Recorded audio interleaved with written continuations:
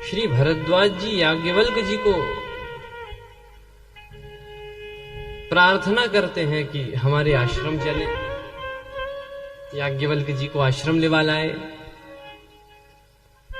और फिर एक बड़ा मधुर प्रश्न किया कि महाराज ये जो राम है, जो कि नारी विरह दुख लहू अपारा भयु रोष रन रावण मारा, ये जो दशरथ नंदन राम है, ये क्या वही राम है जिनका स्मरण भगवान शिव तुम पुनि राम राम दिन राती सादर जपहु अनंग अराती?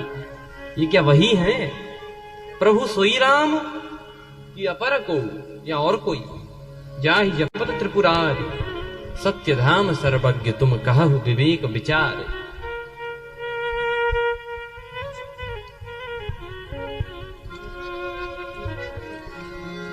भरद्वाज जी कहते हैं, प्रश्न बताते हैं। याज्ञवल्क जी बोले, मैं जानता हूं तुम्हें कोई संशय नहीं है, तुम तो बस लीला कर रहे हो, एक्टिंग कर रहे हो संशय होने की।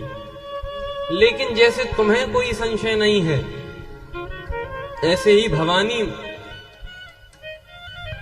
माता सती को भी कोई संशय नहीं था, ऐसे ही अंबिका माता सती को भी कोई संशय नहीं था। और कथा सुनाना प्रारंभ करते हैं। एक बार भगवान शिव एवं माता सती कुंभज ऋषि से कथा सुनने गए। शंभु गए कुंभज ऋषि पाही। भगवान शिव तो बड़े सरल थे, इसीलिए कथा बड़े मन से सुने। लेकिन सती जी के मन में आ गया अभिमान कि जब हमें कथा सुननी ही है तो हम इनसे क्यों सुने? कथा तो स्वयं हमारे पति ने ही लिखी है, तो हम तो उन्हीं से सुनेंगे। और इस अभिमान में आकर कथा सुनी नहीं माता सती ने। इसीलिए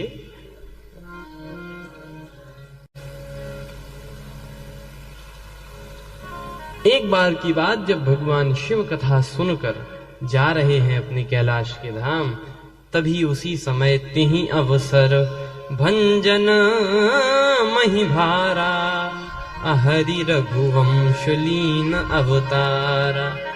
धरती का भार भंजन करने के लिए भगवान श्री हरि ने मनुष्य रूप में अवतार लिया।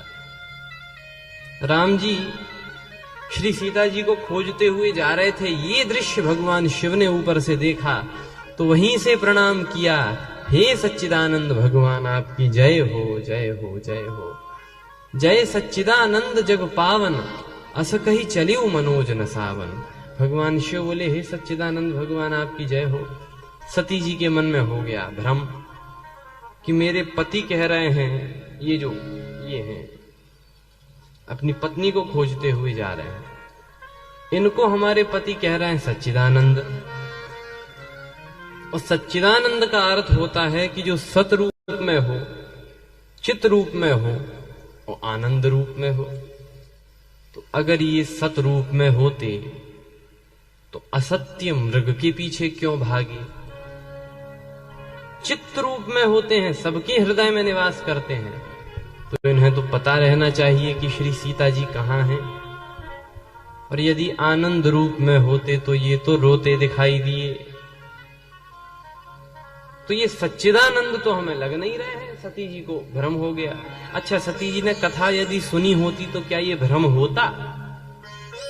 इसीलिए कहा जाता है कि जब भी कथा में बैठो और काम छोड़कर कथा अवश्य सुनो, क्योंकि जो लोग कथा में नहीं आ पा रहे हैं किसी कारणवश, उन लोगों का तो समझ में आता है, लेकिन जो लोग कथा में आकर भी कथा नहीं सुन रहे हैं वे अवश्य दुर्भागी हैं।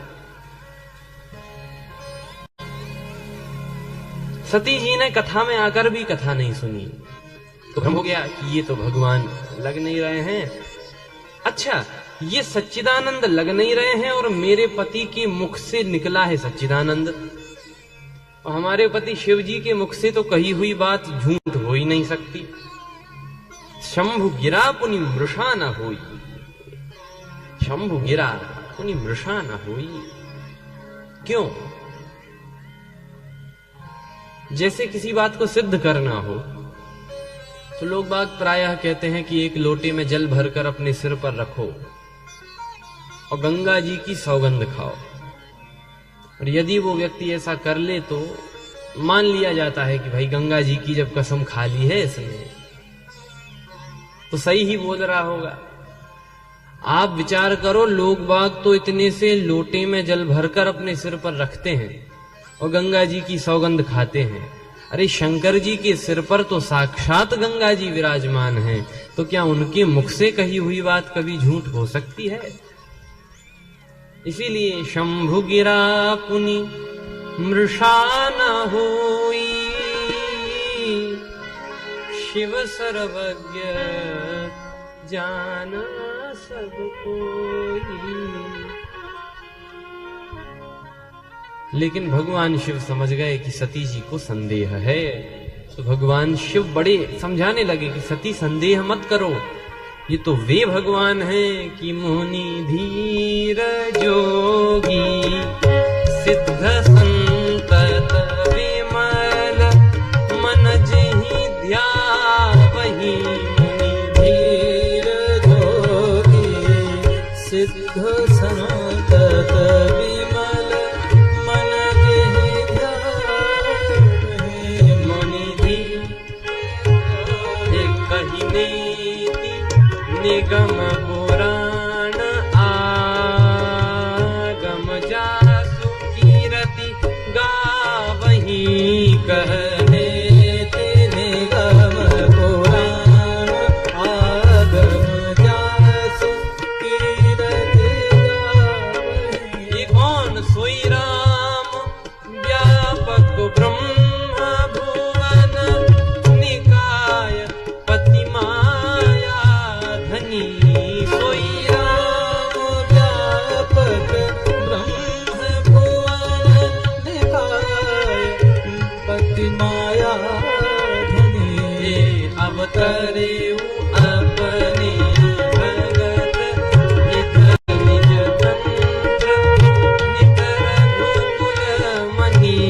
अवतरे अपने भगत नित निज तंत्र नित रघुकुल मनि। अवतरे अपने भगत हित निज तंत्र नित रघुकुल मनि। अवतरे मुनि धीर जोगी सिद्ध संतत विमल मन जहि ध्यावहि ध्यावहि। मुनि धीर मुनि धीर मुनि धीर धीर जोगी सिद्ध संतत विमल मन जहि ध्यावहि। मुनि धीर मुनि धीर मुनि धीर मुनि धीर मुनि धीर। अरे मुनिधीर योगी सिद्ध संत विमल विमलात्मा अमरात्मा ज्ञानी ध्यानी ज्ञानीवर ध्यानीवर, जिन भगवान का स्मरण नित्य निरूपण करते रहते हैं, जिन भगवान के रूप का निरूपण नहीं कर पाते, वेद भी जिनको नेति नेति कहते हैं, अरे ये वही राम है, सती भ्रम मत करो, ये तो वही है।